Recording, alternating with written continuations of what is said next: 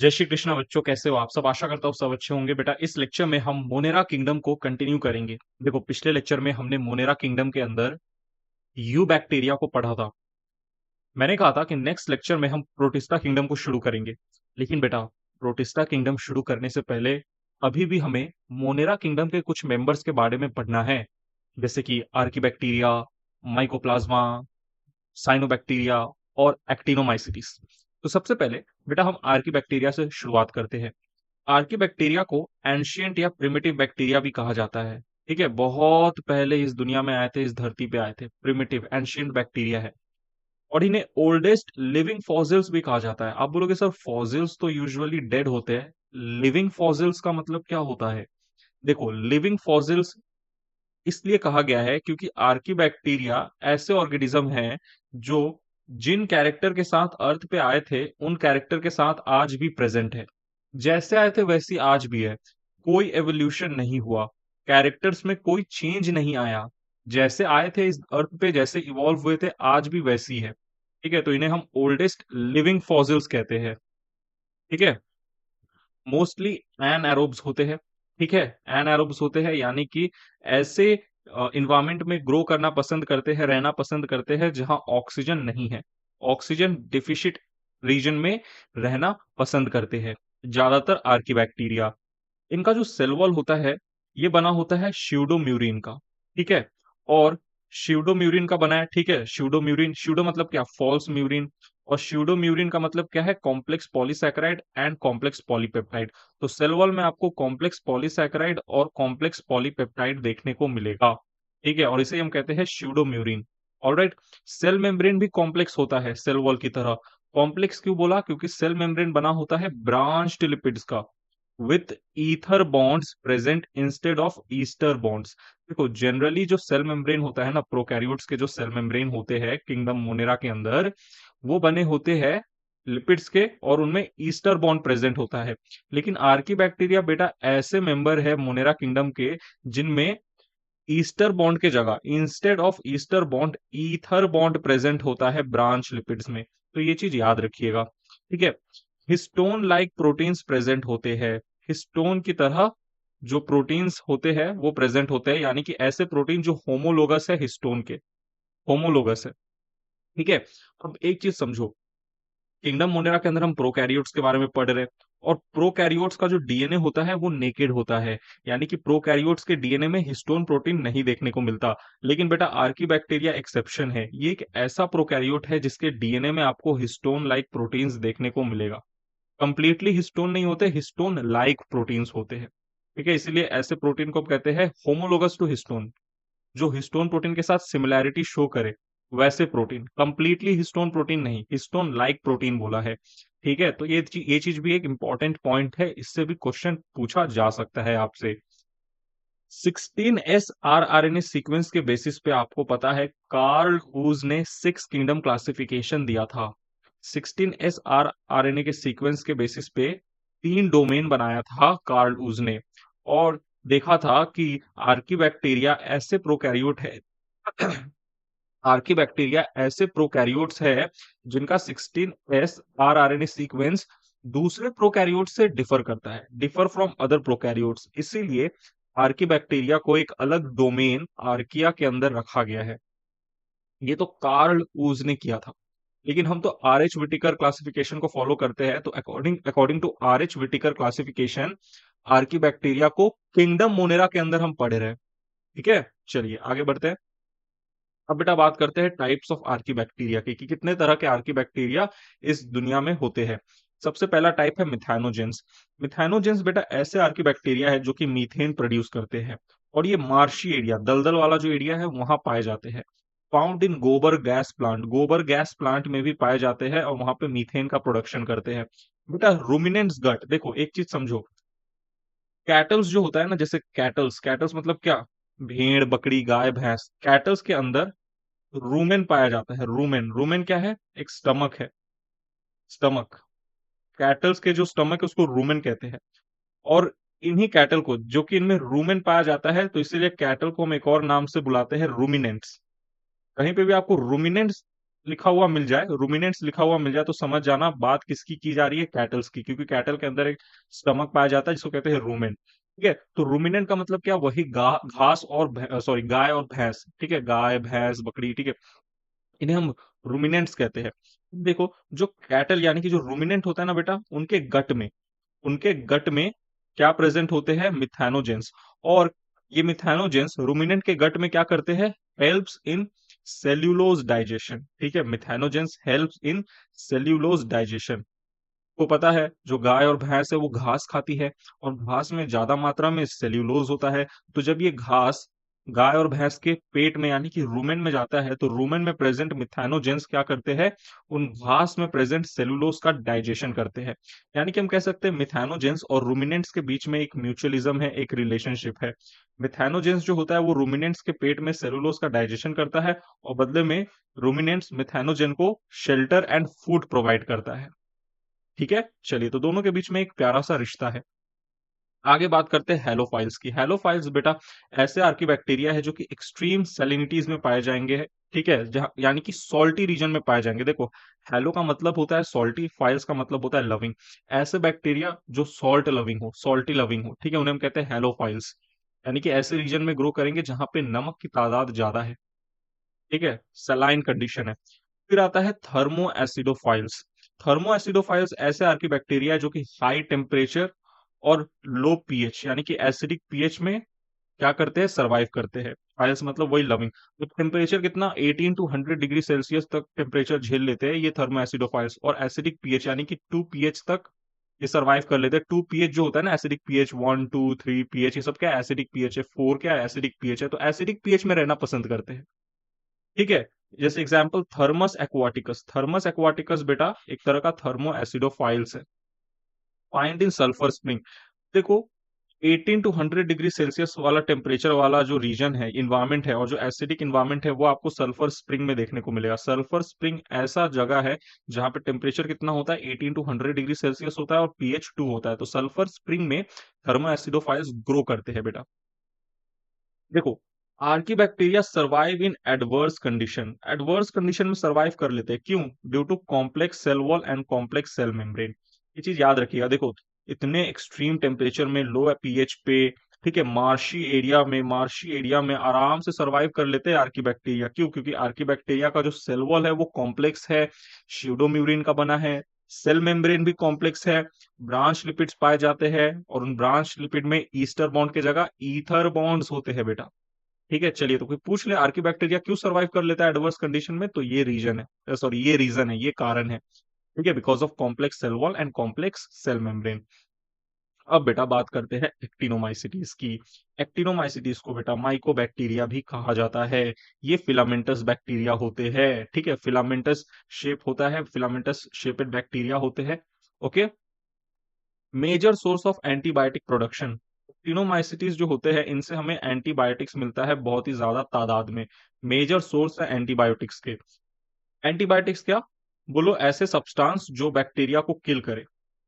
जो harmful bacteria होते हैं ना उनको कौन मारता है, एंटीबायोटिक मारता है। और ये एंटीबायोटिक ज्यादातर ऑब्टेन भी हम किससे करते हैं, एक एक्टिनोमाइसिटीज नामक बैक्टीरिया से ही। ठीक है, तो अपने अपने को मार रहे हैं। बैक्टीरिया को मारने के लिए जो हमें दवाई चाहिए वो भी हमें बैक्टीरिया, दूसरे बैक्टीरिया से ही मिल रही है। ठीक, लेकिन देखो फर्स्ट एवर एंटीबायोटिक जिसका नाम पेनिसिलिन है वो ऑब्टेन किया गया था एक फंगस से जिसका नाम है पेनिसिलम नोटेटम। ये याद रखना, दुनिया का सबसे पहला एंटीबायोटिक जो कि पेनिसिलिन है उसको कहां से ऑब्टेन किया गया था, पेनिसिलियम नोटेटम से, जो कि एक तरह का फंगस है बेटा।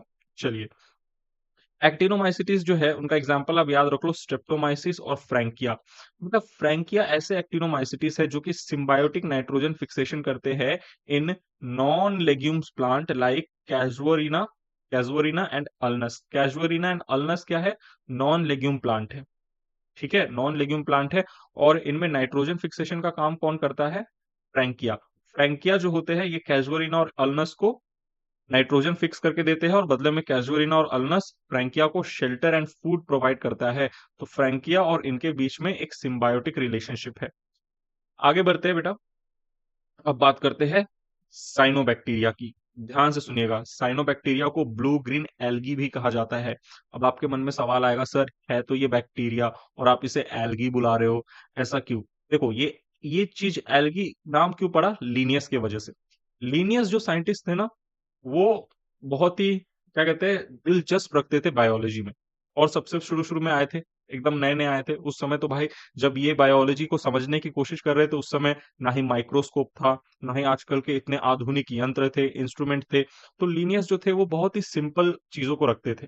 लीनियस ने बोला था कि देखो, कोई भी ऐसा ऑर्गेनिज्म वो अगर एक्वाटिक हो, पानी में रहता हो, और फोटोसिंथेसिस करता हो, और फोटोसिंथेसिस के समय ऑक्सीजन रिलीज करता हो, और उस ऑर्गेनिज्म के लाइफ साइकिल में एम्ब्रायो नहीं बनता है, जाइगोट से सीधा एडल्ट बन जाए, एम्ब्रायो ना बने, इसलिए मैंने एम्ब्रायो लिख के यहाँ क्रॉस लगा दिया है।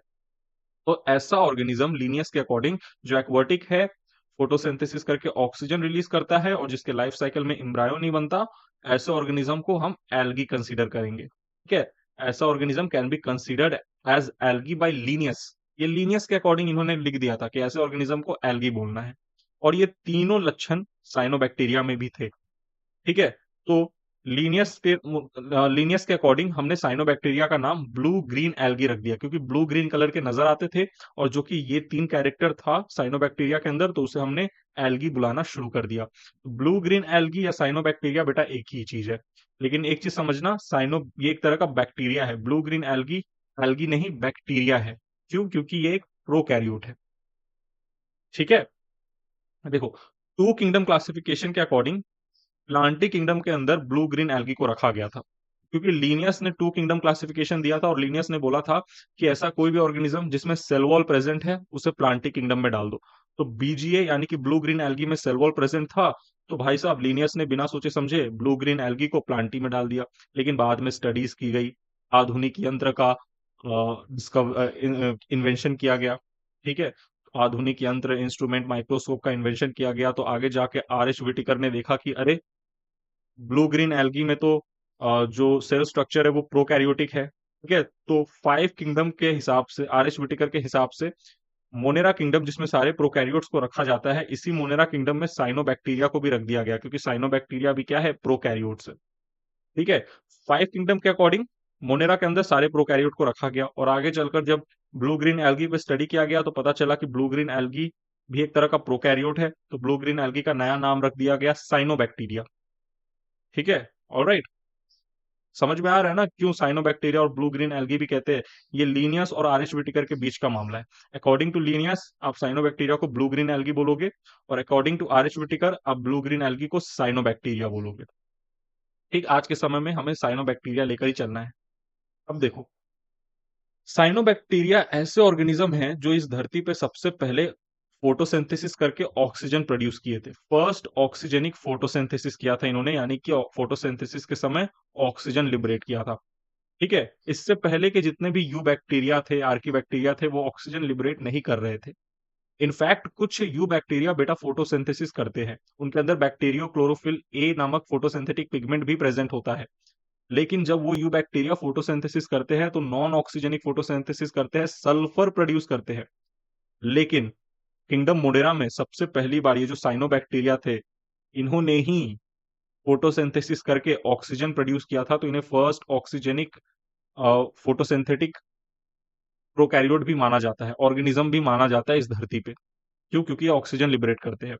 इनके अंदर फोटोसिंथेटिक पिगमेंट्स पाया जाता है, जाहिर सी बात है फोटोसिंथेसिस करते हैं तो फोटोसिंथेटिक पिगमेंट होगा, जैसे कि क्लोरोफिल ए जो कि ग्रीन कलर का पिगमेंट है, कैरेटिनॉइड्स जो कि येलो कलर का पिगमेंट है। बेटा एक फैक्ट मैं आपको बताता हूं, अगर किसी भी ऑर्गेनिज्म में क्लोरोफिल ए प्रेजेंट है, then photosynthesis is oxygenic.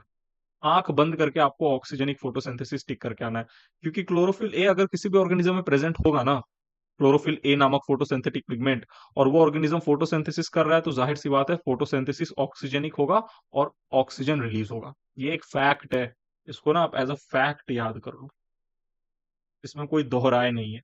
Alright, चलो, दूसरा फोटोसिंथेटिक पिगमेंट कैरेटिनॉइड्स देखने को मिलता है, जो कि येलो कलर के होते हैं। तीसरा फाइकोबिलिन्स, ये प्रोटीनेशियस पिगमेंट होते हैं बेटा, प्रोटीन से बने होते हैं फाइकोबिलिन्स, जो कि दो तरह के होते हैं, एक होता है सी फाइकोसाइनिन, एक होता है सी फाइकोएरिथ्रिन। सी फाइकोसाइनिन ब्लू कलर का पिगमेंट है, सी फाइकोएरिथ्रिन रेड कलर का पिगमेंट है। कहीं पे भी साइनिन दिख जाए तो ब्लू, एरिथ्रिन दिख जाए तो रेड। ठीक है, एरिथ्रोसाइट जैसे कि आप पढ़ते हो, रेड ब्लड सेल को एरिथ्रोसाइट भी कहा जाता है। तो एरिथ्रो ट्रम आ गया या एरिथ्री ट्रम आ गया तो समझ जाओ रेड की बात हो रही है, रेड कलर से रिलेटेड कोई स्ट्रक्चर की बात हो रही है। अब बेटा आप एक बात बताओ मुझे, साइनोबैक्टीरिया को ब्लू ग्रीन एल्गी भी कहते हैं, यानी कि ये ब्लू और ग्रीन कलर के होते हैं।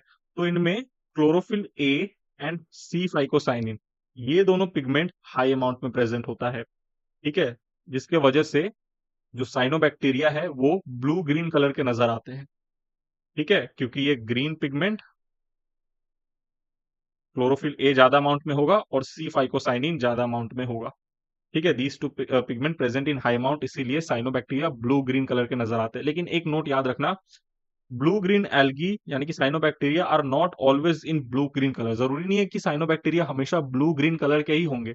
कुछ कुछ साइनोबैक्टीरिया ऐसे होते हैं जो कि blue green colour, blue green के अलावा दूसरे रंग के भी होते हैं, जैसे कि ट्राइकोडेस्मियम। ट्राइकोडेस्मियम एक रेड कलर्ड साइनोबैक्टीरिया है। ठीक है, जो रेड कलर होता है ना सी का, is due to this alga. Red Sea देखो आप ज्योग्राफी में पढ़ोगे, रेड सी जो कि थोड़ा थोड़ा रेड रेड नजर आता है। रेड सी रेड क्यों नजर आता है? क्योंकि रेड सी के अंदर ट्राइकोडेस्मियम पाया जाता है बहुत ज्यादा मात्रा में, और ये ट्राइकोडेस्मियम रेड कलर्ड साइनोबैक्टीरिया है, जिसकी वजह से जो रेड सी का कलर है वो कैसा है? रेड है। ठीक, याद रखिएगा। चलिए अब बात करते हैं फॉर्म्स ऑफ साइनोबैक्टीरिया। साइनोबैक्टीरिया के कितने फॉर्म्स होते हैं? सबसे पहला unicellular cyanobacteria, example spirulina. Spirulina को एससीपी यानी कि सिंगल सेल प्रोटीन भी कहा जाता है, क्योंकि स्पाइरुलिना यूनिसेलुलर होते हैं, सिंगल सेल होते हैं और बहुत ही ज्यादा रिच होते हैं प्रोटीन में। तो स्पाइरुलिना को हम प्रोटीन सप्लीमेंट की तरह भी यूज करते हैं। स्पाइरुलिना का जो पाउडर होता है, पाउडर बनाया जाता है, इसको पाउडर के फॉर्म में या टैबलेट के फॉर्म में कंज्यूम किया जाता है, क्योंकि स्पाइरुलिना एक तरह का क्या है? यूनिसेलुलर साइनोबैक्टीरिया है, जिसके अंदर बहुत ज्यादा मात्रा में क्या? प्रोटीन है। तो इसलिए स्पाइरुलिना को सिंगल सेल प्रोटीन भी कहा जाता है, and they are used as protein supplement. दूसरा बेटा, कुछ साइनोबैक्टीरिया ना अकेले रहना पसंद नहीं करते, कॉलोनी बनाकर रहना पसंद करते हैं, जैसे एनाबिना। ठीक है, कुछ साइनोबैक्टीरिया फिलामेंटस होते हैं। फिलामेंटस होते हैं जैसे ऑक्सिलेटोरिया एंड नॉस्टॉक। जो फिलामेंट होता है ना ऑक्सिलेटोरिया का, जो फिलामेंट होता है उसे ट्राइकोम कहते हैं। फिलामेंट का ही एक और नाम है ट्राइकोम। ठीक है, अब देखो होता क्या है, फिलामेंटस साइनोबैक्टीरिया बनते कैसे हैं? मान लो बेटा एक साइनोबैक्टीरिया था, ये एक साइनोबैक्टीरिया था। अब ये साइनोबैक्टीरिया जो है डिवाइड करना शुरू किया, डिवाइड करना शुरू किया, और इस साइनोबैक्टीरिया के ऊपर एक और साइनोबैक्टीरिया आया, इसके ऊपर एक और आया, एक और आया, इस तरीके से बाइनरी फ्यूजन करते हुए, असेक्सुअल रिप्रोडक्शन करते हुए, एक साइनोबैक्टीरिया के ऊपर एक और साइनोबैक्टीरिया एक ही डायरेक्शन में ऊपर की तरफ बनता गया। तो एक फिलामेंट जैसा स्ट्रक्चर बन गया ना। आप देखो एक फिलामेंट जैसा स्ट्रक्चर बन गया ना। ठीक है, एक फिलामेंट। देखो हर एक साइनोबैक्टीरिया अपना फंक्शन खुद करता है, इंडिपेंडेंट एग्जिस्टेंस है। ये साइनोबैक्टीरिया इस साइनोबैक्टीरिया पे डिपेंड नहीं करता। ठीक है, ऑलराइट। हर एक साइनोबैक्टीरिया, मान लो ये एक साइनोबैक्टीरिया है, ये दूसरा है, ये तीसरा है, चौथा है, पांचवा है, छठा है, सातवां है, आठवां है, नौवां है, 10वां है, 11वां है, 12वां है। ये 12 साइनोबैक्टीरिया एक दूसरे से डिपेंड नहीं होते, एक दूसरे पे डिपेंड नहीं होते, अकेले ही अपना सारा काम करते हैं। ठीक है, नहीं तो भाई अगर ये 12 के 12 एक साथ काम करते तो ये तो एक टिश्यू बन जाता ना, एक टिश्यू बन जाता, एक टिश्यू स्ट्रक्चर हो जाता। समझ में आ रहा है ना बात आपको? तो यहाँ पे हर एक साइनोबैक्टीरिया क्या करता है? अपना इंडिपेंडेंट एग्जिस्टेंस है। तो when bacteria starts dividing in one direction and are attached to each other, then a filament is formed. एक दूसरे से अटैच्ड है और एक साइनोबैक्टीरिया एक ही डायरेक्शन में डिवाइड करता गया, तो ऐसा एक फिलामेंट बन गया। तो फिलामेंट कैसे बनता है समझ में आ रहा है ना? ऑलराइट, चलो आगे बात करते हैं बेटा स्ट्रक्चर ऑफ साइनोबैक्टीरिया या ब्लू ग्रीन एल्गी। यहां पर मैंने एक साइनोबैक्टीरिया बनाया है। ठीक, सुनो, ये चीज हटाओ, इसका अभी जरूरत नहीं, ये मैं आपको जब सेल पढ़ाऊंगा तो सेल में ये पॉइंट वापस से आएगा। ठीक है, जो जरूरी नहीं उसको अभी छोड़ो, जो जो इंपॉर्टेंट है उस पर अभी ध्यान दो। साइनोबैक्टीरिया, इसके सेल एनवेलप की बात करें तो सबसे बाहर की तरफ आपको एक म्यूसिलिजिनस शीट देखने को मिलेगा। ठीक है, इसे जेलेटिनियस शीट भी कहते हैं, स्टिकी नेचर का होता है। ठीक, ऑलराइट, सेल वॉल के बिल्कुल बाहर होता है। और ये म्यूसिलिजिनस शीट का काम क्या है? प्रोटेक्ट साइनोबैक्टीरिया फ्रॉम सड़ने गलने से। सड़ने गलने से साइनोबैक्टीरिया को प्रोटेक्ट करता है, क्योंकि बेटा साइनोबैक्टीरिया जो होते हैं ना, ये एक्वेटिक हैबिटाट में पाए जाते हैं, पानी में पाए जाते हैं। और पानी में कोई भी चीज बहुत समय तक रहता है तो वो सड़ या गल जाता है, लेकिन साइनोबैक्टीरिया जो है वो सड़ या गल ना जाए, इससे प्रोटेक्ट करने के लिए साइनोबैक्टीरिया के सेल वॉल के बाहर म्यूसिलिजिनस शीट या जेलेटिनस शीट पाया जाता है। सेल वॉल कैसा होता है? पेप्टाइडोग्लाइकन प्लस लाइपोसैकेराइड का बना होता है, just like gram negative bacteria. जैसा ग्राम नेगेटिव बैक्टीरिया का सेल वॉल है ना, वैसा ही साइनोबैक्टीरिया का ही सेल वॉल होगा। अब ग्राम नेगेटिव बैक्टीरिया का सेल वॉल याद कर लो, आपको साइनोबैक्टीरिया की करने की जरूरत नहीं है, क्योंकि ग्राम नेगेटिव बैक्टीरिया और साइनोबैक्टीरिया का जो सेल वॉल है, उसका कॉम्पोजिशन, उसका स्ट्रक्चर एक जैसा है। ठीक है, यानी कि cell wall made up of peptidoglycan plus lipopolysaccharide. Cell membrane की बात करें तो लाइपोप्रोटीन का बना होता है। बेटा अंदर में आपको यहाँ पर जीनोफोर दिख रहा है, ठीक है, जो कि double stranded circular naked GC rich DNA है। यहाँ पे डीएनए लिख लो। डबल स्ट्रैंडेड आपको दिख रहा है, दो स्ट्रैंड है, ठीक है, एक ये सर्कुलर है। नेकेड क्यों? क्योंकि हिस्टोन प्रोटीन्स नहीं होता, डीएनए में हिस्टोन प्रोटीन नहीं होता, और गुआनिन एंड साइटोसिन रिच होते हैं, यानी कि गुआनिन और साइटोसिन न्यूक्लियोटाइड ज्यादा मात्रा में पाए जाते हैं। ठीक है, guanine and cytosine nitrogenous base ज्यादा मात्रा में पाए जाते हैं, जीसी रिच होते हैं। साथ ही साथ यहाँ पे आपको ये 70s राइबोसोम भी दिख रहा है, 70s राइबोसोम होता है। और यहाँ पर ये गैस वैक्यूल जो कि बायंसी प्रोवाइड करता है, पानी के सरफेस पे तैर सके, इसलिए गैस वैक्यूल प्रेजेंट होता है। ठीक है, क्योंकि पानी में पाए जाते हैं साइनोबैक्टीरिया। और इन्हीं के अंदर साइनोफाइशियन ग्रेन्यूल या साइनोफाइशियन स्टार्च प्रेजेंट होता है। अब नाम से आपको लग रहा होगा कि साइनोफाइशियन स्टार्च इसका नाम है तो इसके अंदर स्टार्च प्रेजेंट है। नहीं बेटा, गलत। देखो, साइनोफाइशियन ग्रेन्यूल या स्टार्च नाम है, but doesn't store starch, these granule actually store nitrogen. तो कोई आपसे पूछ ले साइनोफाइशियन ग्रेन्यूल के अंदर क्या स्टोर होता है, या फिर साइनोफाइशियन स्टार्च के अंदर क्या स्टोर होता है, तो स्टार्च मत बोल देना, बोलना नाइट्रोजन। ठीक। और गैस वैक्यूल एंड साइनोफाइशियन ग्रेन्यूल ये इंक्लूजन बॉडीज है, स्टोरेज बॉडीज है, स्टोरेज का काम करती है, और फ्रीली प्रेजेंट होती है साइटोप्लाज्म में, यानी कि मेम्ब्रेन लेस होती है। गैस वैक्यूल और साइनोफाइशियन ग्रेन्यूल जो है ये मेम्ब्रेन लेस होगी, ठीक है, मेम्ब्रेन बाउंड नहीं होगी बेटा। आगे देखो, ये एक इंपॉर्टेंट पॉइंट है। ब्लू ग्रीन एल्गी फोटोसिंथेसिस करती है। फोटोसिंथेसिस करने के लिए फोटोसिंथेटिक पिगमेंट्स का होना जरूरी है। अब ये फोटोसिंथेटिक पिगमेंट्स होते कहाँ हैं? बोलो, एक स्ट्रक्चर है, इसी पे फोटोसिंथेटिक पिगमेंट्स पाए जाते हैं, जिससे blue green algae oxygenic photosynthesis करती है। इस स्ट्रक्चर को बेटा हम कहते हैं थाइलाकॉइड, या इसका एक और नाम है क्रोमेटोफोर। बेटा ये एक एक्सेप्शन है। थाइलाकॉइड जो होते हैं ये membrane bound flattened sac like structure होते हैं, जबकि हमने पढ़ा है कि ब्लू ग्रीन एल्गी एक तरह का प्रोकैरियोट है। तो प्रोकैरियोट के अंदर कभी भी आपको मेम्ब्रेन बाउंड ऑर्गेनल देखने को नहीं मिलेगा, लेकिन थाइलाकॉइड जो है ये तो मेम्ब्रेन बाउंड है। तो ये एक एक्सेप्शन है, ठीक है, यहाँ पे मैंने लिख दिया एक्सेप्शन। चलिए आगे बढ़ते हैं। बेसिकली हमने यहाँ पे स्ट्रक्चर देखा।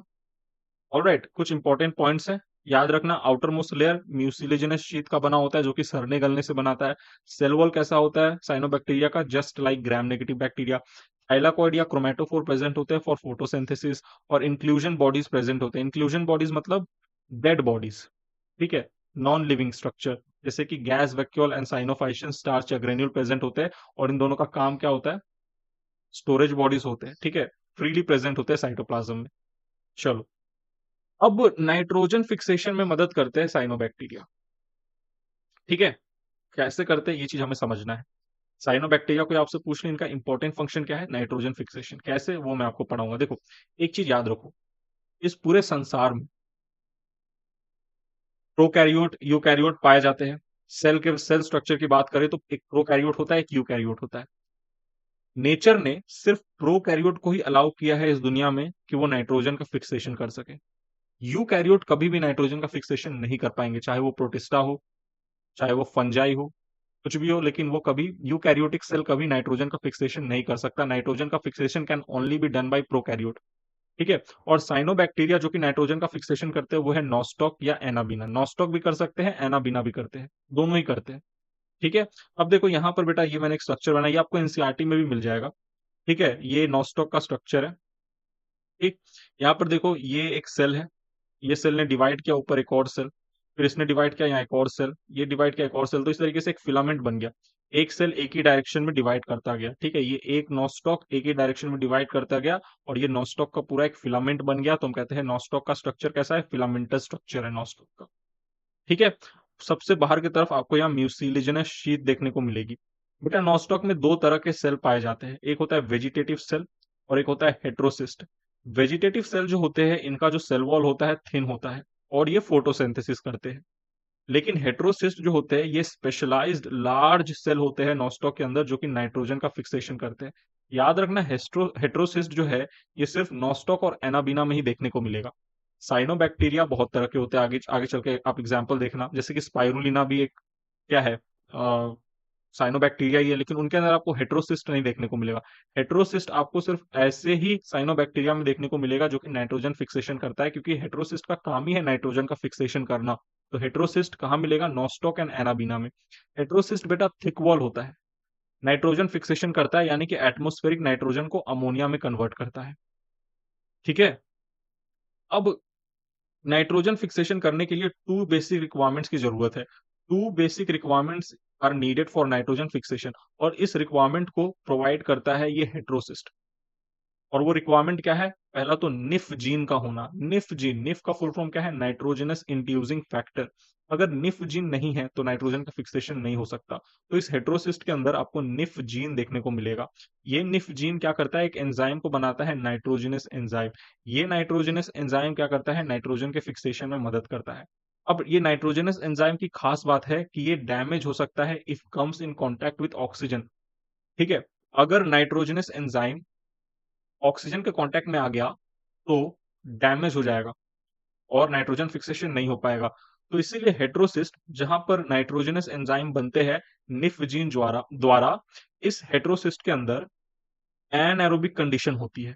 तो ये हेट्रोसिस्ट नाइट्रोजनस एंजाइम के लिए एनारोबिक कंडीशन भी प्रोवाइड करता है, ताकि नाइट्रोजनस एंजाइम अच्छे से नाइट्रोजन का फिक्सेशन कर सके और ऑक्सीजन से डैमेज ना हो, ठीक है। तो हेट्रोसिस्ट क्या करेगा, एनारोबिक कंडीशन को भी डेवलप करेगा, फॉर्म करेगा। चलिए आगे देखिए।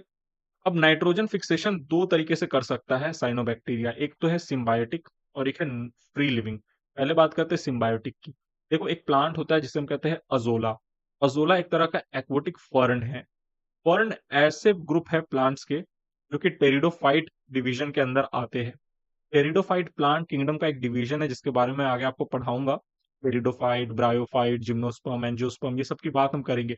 तो टेरिडोफाइट डिवीजन के अंदर एक ग्रुप आता है फर्न, और फर्न में ही एक फर्न है एक्वोटिक फर्न जिसे हम कहते हैं अजोला। इस अजोला पे प्रेजेंट होते हैं, जैसे ये अजोला का पत्ता है, इस अजोला के पत्ते पे छोटे छोटे ये एनाबीना आकर बस जाते हैं, ठीक है। एनाबीना आ जाते हैं और ये एनाबीना क्या करते हैं, अजोला में नाइट्रोजन का फिक्सेशन करते हैं, ठीक है। नाइट्रोजन का फिक्सेशन करते हैं जिसके कारण से सॉइल में क्या होता है, अमोनिया का कंटेंट बढ़ जाता है, सॉइल फर्टाइल हो जाता है बेटा। तो अजोला जहां ग्रो कर रहे हैं ना, वहां पे एनाबीना भी होंगे, क्योंकि अजोला के पेड़ पे क्या एनाबीना आपको देखने को मिलेगा, और अजोला के पौधे पे आपको एनाबीना देखने को मिलेगा। और ये एनाबीना क्या करेगा, एटमॉस्फेरिक नाइट्रोजन का फिक्सेशन करेगा, राइट। तो सॉइल की फर्टिलिटी बढ़ेगी, तो जहां पे अजोला होता है ना उस सॉइल की फर्टिलिटी बढ़ जाती है। तो अजोला को हम बायो फर्टिलाइजर भी कहते हैं। दूसरा एक प्लांट है बेटा, दूसरा एग्जाम्पल है साइकस। साइकस बेटा एक तरह का जिम्नोस्पर्म है। साइकस के अंदर ना खास बात क्या है, इनमें आपको कोरोलॉइड रूट देखने को मिलेगी। ये जो कोरोलॉइड रूट होती है ये नेगेटिवली जियोट्रॉपिक होती है। नेगेटिवली जियोट्रॉपिक का मतलब क्या, पहले तो समझो जियोट्रॉपिक का मतलब क्या होता है। कोई भी ऐसा चीज जो ग्रेविटेशनल फोर्स के डायरेक्शन में ग्रो करे उसे हम कहते हैं जियोट्रॉपिक। रूट जो होती है वो पॉजिटिवली जियोट्रॉपिक होती है, ग्रेविटेशनल फोर्स नीचे की तरफ लगता है, और रूट भी बेटा सॉइल सरफेस के नीचे की तरफ ऐसे ग्रो करती है रूट, राइट। तो रूट पॉजिटिवली जियोट्रॉपिक होता है, लेकिन कुछ रूट नेगेटिवली जियोट्रॉपिक होते हैं, सॉइल सरफेस के ऊपर ग्रो करने लग जाते हैं, ठीक है। उन्हें हम कहते हैं कोरोलॉइड रूट, ठीक है। कोरोलॉइड रूट जो कि साइकस में आपको देखने को मिलेगा, नेगेटिवली जियोट्रॉपिक होते हैं। देखो साइकस का जो मेन रूट है वो तो टैप रूट है। Main root is tap root. Tap root क्या है आपको आगे मोर्फोलॉजी और फ्लावरिंग प्लांट में समझ में आएगा, अभी के लिए इस पॉइंट को हटा ही देते हैं, ठीक है। साइकस में आपको टैप रूट के साथ साथ कोरलॉइड रूट भी देखने को मिलेंगे जो कि सॉइल सरफेस के ऊपर की तरफ ग्रो करते हैं, और इस रूट में नॉस्टॉक एंड एनाबिना दोनों पाया जाता है। ठीक है, एनाबिना तो अजोला में भी पाया जाता है और साइकस में भी पाया जाता है। साइकस में भी कहा, कोरोलॉइड रूट में, जो कि नेगेटिवली जियोट्रॉपिक है। और ये नॉस्टॉक और एनाबिना साइकस प्लांट में क्या करता है, नाइट्रोजन का फिक्सेशन करता है, सॉइल की फर्टिलिटी को बढ़ाता है। सॉइल में नाइट्रोजन का फिक्सेशन करता है, सॉइल की फर्टिलिटी को बढ़ाता है। तो सिम्बायोटिक नाइट्रोजन फिक्सेशन हुआ, यानी कि जो एनाबिना है या नॉस्टॉक है, ये दूसरे प्लांट के साथ मिलकर काम करते हैं। कुछ कुछ साइनोबैक्टीरिया होते हैं जो फ्री लिविंग होते हैं, फ्री लिविंग होते हैं और नाइट्रोजन का फिक्सेशन करते हैं, सॉइल में नाइट्रोजन का फिक्सेशन करते हैं, सॉइल की फर्टिलिटी बढ़ाते हैं। ठीक है, जैसे एग्जाम्पल हो गया AONA, ये ट्रिक आप याद रख सकते हो। AONA, ए से ओलसीरा, ओ से ऑक्सिलेटोरिया, एन से नॉस्टॉक एंड ए से एनाबिना। तो याद रखना, Anabaena and nostoc symbiotic nitrogen fixation भी कर सकते हैं, और nostoc and Anabaena free living होकर भी सिम्बायोटिक एसोसिएशन कर सकते हैं। ठीक है, और एक्स्ट्रा ओलसीरा और ऑक्सिलेटोरिया भी आपको याद रखना है। ये दोनों भी क्या करते हैं, फ्री लिविंग रहते हैं और नाइट्रोजन का फिक्सेशन करते हैं। आगे बढ़ते बेटा, बात करते हैं रिप्रोडक्शन इन ब्लू ग्रीन। देखो समझ में आ रहा है ना, बोरिंग तो नहीं लग रहा ना। चलो बात करते हैं बेटा रिप्रोडक्शन इन एल्गी की।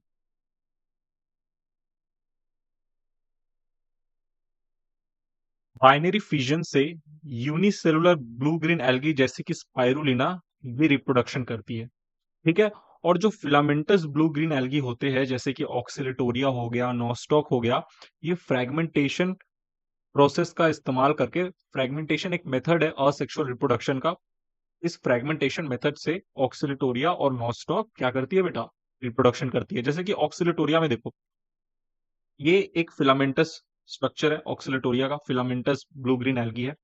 मान लो इस फिलामेंट की ये वाली जो सेल है, ये वाली सेल और ये वाली सेल डेड हो गई। ये जब डेड हो गई, ठीक है, तो क्या हुआ, जो तीन टुकड़ा था, ठीक है, ये सेल डेड हो गई, तो यहां से ये एक टुकड़ा, ये एक टुकड़ा टूट गया, ये एक टुकड़ा जो रेड कलर का मैंने दिखाया, ये टुकड़ा टूट गया और ये टुकड़ा टूट गया, तीन टुकड़े हो गए।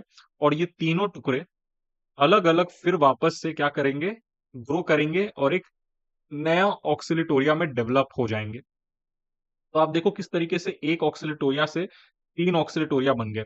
और ये जो लिविंग सेल का टुकड़ा है ना ऑक्सिलिटोरिया का, जैसे ये टुकड़ा लिविंग सेल का है, ये टुकड़ा लिविंग सेल का है, ये टुकड़ा लिविंग सेल का है, तो लिविंग सेल के इस फ्रेगमेंट को हम कहते हैं बेटा हॉर्मोगोनिया या हॉर्मोसिस्ट। उसी तरीके से नॉस्टॉक में भी वही होता है, मैंने इसलिए ड्रॉ नहीं किया, लेकिन नॉस्टॉक में जो लिविंग सेल का टुकड़ा होता है, जो फ्रेगमेंट होता है, उसे एक्टिनिट कहते हैं, एक्टिनिट। ठीक है, ये एक्स्ट्रा इन्फॉर्मेशन है बेटा, आपके ऊपर है, याद करने का मन करे तो करना, नहीं तो नहीं करना, इस टर्म को आप छोड़ भी सकते हो। लेकिन इतना याद रखना, फ्रेगमेंटेशन मदद से फिलामेंटस ब्लू ग्रीन एल्गी जैसे कि ऑक्सिलेटोरिया एंड नॉस्टॉक रिप्रोडक्शन करते हैं।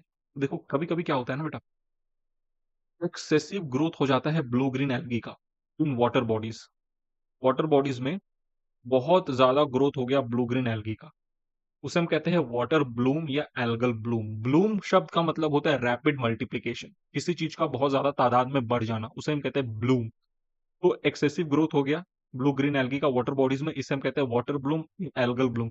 ये कब होता है, ड्यूरिंग यूट्रोफिकेशन। वाटर ब्लूम या एल्गल ब्लूम का कॉज क्या है, यूट्रोफिकेशन। यूट्रोफिकेशन प्रोसेस क्या है बेटा, ये इकोलॉजी में मैं आपको डिटेल में पढ़ाऊंगा, अभी पढ़ के कोई फायदा नहीं है, भूल जाओगे। इकोलॉजी जब आपको पढ़ाऊंगा तो वहां पे यूट्रोफिकेशन के बारे में मैं डिटेल में आपको समझाऊंगा। तो जो वाटर ब्लूम या एल्गल ब्लूम होता है, इसका कारण है यूट्रोफिकेशन। और ये वाटर ब्लूम या एल्गल ब्लूम को हम ब्लू ग्रीन एल्गी ब्लूम यानी कि बीजीए ब्लूम भी कहते हैं। और जब ये होता है ना, तो ये वाटर पोल्यूशन कॉज करता है बेटा। ठीक है, चलिए नेक्स्ट बेटा, अब बात करते हैं माइकोप्लाज्मा की। माइकोप्लाज्मा, माइकोप्लाज्मा, माइकोप्लाज्मा बेटा दो तरह के होते हैं, एक होता है पीपीएलओ, एक होता है एमएलओ। अगर mycoplasma pleural cavity of mammal से ऑब्टेन किया गया, आइसोलेट किया गया, तो उसे हम कहते हैं प्लूरोनिमोनिया लाइक ऑर्गेनिज्म, पीपीएलओ।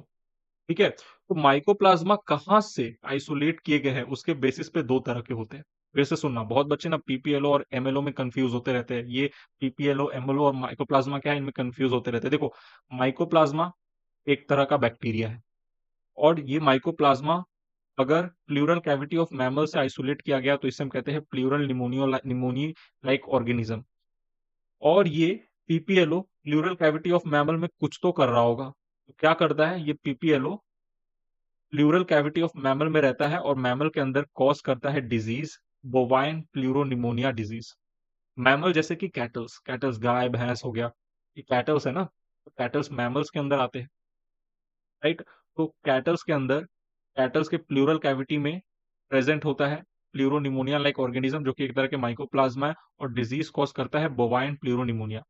उसी तरीके से अगर माइकोप्लाज्मा प्लांट्स में रहते हैं और आइसोलेट किए गए प्लांट्स से, तो उन्हें हम कहते हैं माइकोप्लाज्मा लाइक ऑर्गेनिज्म। और ये प्लांट्स में भी डिजीज कॉज करते हैं जिसका नाम है एस्टर येलो। ठीक है, तो माइकोप्लाज्मा दो तरह के, एक पीपीएलओ एक एमएलओ। अब माइकोप्लाज्मा का इन जनरल कुछ इंपॉर्टेंट पॉइंट्स है जो आपको एमएलओ और पीपीएलओ दोनों में ही देखने को मिलेगा। कुछ जनरल बातें हैं माइकोप्लाज्मा के बारे में, उसको डिस्कस करते हैं। बेटा माइकोप्लाज्मा स्मॉलेस्ट लिविंग सेल्स है, सबसे छोटे, आज तक के सबसे छोटे।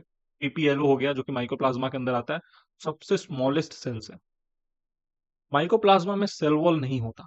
एमएलओ एंड पीपीएलओ दोनों ही माइकोप्लाज्मा है, दोनों में आपको सेल वॉल नहीं देखने को मिलेंगे। तो ये अपना शेप चेंज करते रहते हैं, क्योंकि सेल वॉल का फंक्शन होता है सेल के शेप को मेंटेन करना, लेकिन सेल वॉल है ही नहीं, तो सेल जो है वो अपना शेप बार बार चेंज करता रहेगा।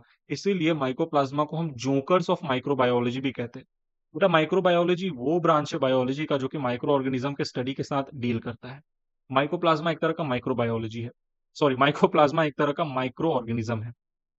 ठीक है, और माइकोप्लाज्मा को माइक्रोबायोलॉजी का जोकर कहा गया है, क्योंकि माइकोप्लाज्मा ऐसा माइक्रो ऑर्गेनिज्म है जो अपना शेप बदलता रहता है बार बार। ठीक है, और ये सरवाइव कर सकते हैं विदाउट ऑक्सीजन, कैन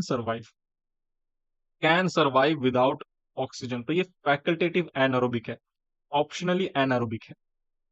ठीक है, ऑलराइट, ऑक्सीजन दोगे तो सर्वाइव कर ही लेंगे, लेकिन कैन विदाउट ऑक्सीजन भी सर्वाइव कर सकते हैं, कैन सर्वाइव विदाउट ऑक्सीजन। तो फैकल्टेटिव एनारोब है, इसको अच्छे से आपको याद रखना है। इस पे नीट में पूछा भी गया क्वेश्चन, स्टेटमेंट बना देते हैं और उसमें पूछ लेते हैं। ठीक है, चलिए अगला पॉइंट बेटा, pathogenic to plants and animals. Mycoplasma देखो आप पैथोजेनिक होते हैं, प्लांट में एस्टर येलो डिजीज कॉज करते हैं और एनिमल में बोवाइन प्लूरोनिमोनिया डिजीज कॉज करते हैं, पैथोजेनिक है। सैप्रोट्रोफिक या ऑस्मोट्रोफिक होते हैं, यानी कि फीड करते हैं डेड ऑर्गेनिक मैटर पे। ठीक है, हेट्रोट्रोपिक न्यूट्रिशन होता है इनका। हेट्रोट्रोपिक में भी कैसा, सेप्रोफाइटिक या ऑस्मोट्रोपिक, यानी कि डेड ऑर्गेनिक मैटर से अपना न्यूट्रिशन लेते हैं। ठीक है, पैरासिटिक भी होते हैं, क्योंकि डिजीज कॉज कर रहे हैं ना प्लांट और एनिमल में, पैरासिटिक भी होंगे, सैप्रोफाइटिक भी होंगे। रेजिस्टेंट होते हैं अगेंस्ट पेनिसिलिन। पेनिसिलिन जो एंटीबायोटिक है, जो कि पेनिसिलियम नोटेटम नामक फंगस से ऑब्टेन किया गया था। पेनिसिलिन का काम क्या है बेटा, एंटीबायोटिक है, तो बैक्टीरिया को किल करेगा। अब माइकोप्लाज्मा भी एक तरह का बैक्टीरिया है, लेकिन माइकोप्लाज्मा में पेनिसिलिन का कोई असर ही नहीं होता, क्योंकि माइकोप्लाज्मा रेजिस्टेंट है अगेंस्ट पेनिसिलिन। अब ऐसा क्यों, देखो बेटा पेनिसिलिन एक ऐसा एंटीबायोटिक है जो कि बैक्टीरिया के सेल वॉल के ऊपर जाके अपना इफेक्ट शो करता है और बैक्टीरिया को किल करता है। लेकिन माइकोप्लाज्मा में तो सेल वॉल है ही नहीं, तो पेनिसिलिन कहाँ एक्ट करेगा माइकोप्लाज्मा में।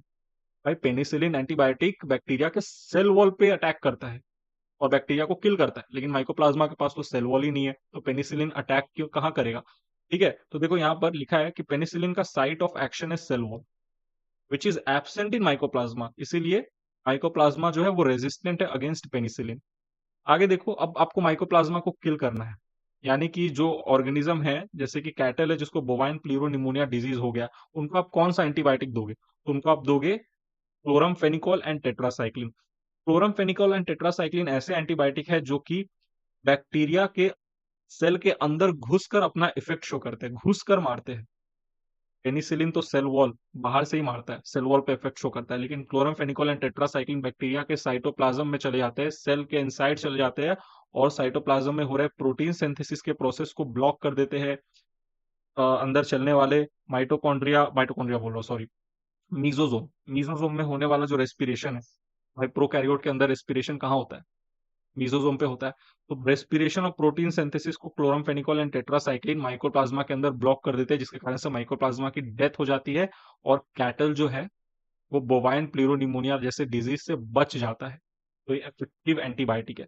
तो बेटा यहाँ पर फाइनली फाइनली हमने किंगडम मोनेरा कंप्लीट किया। अब का प्रॉमिस है नेक्स्ट लेक्चर में हम प्रोटिस्टा किंगडम को शुरू करेंगे। तो यहीं पे बेटा ये लेक्चर होता है समाप्त। आशा करता हूँ आपको अच्छे से समझ में आ रहा है मेरा पढ़ाया हुआ। ठीक है? कोई भी अगर कमी है मुझ में तो आप बताइएगा, मैं सुधार करने की कोशिश करूंगा। मिलता हूँ मैं आपसे अगले लेक्चर में बेटा, तब तक के लिए bye. Thank you. Take care.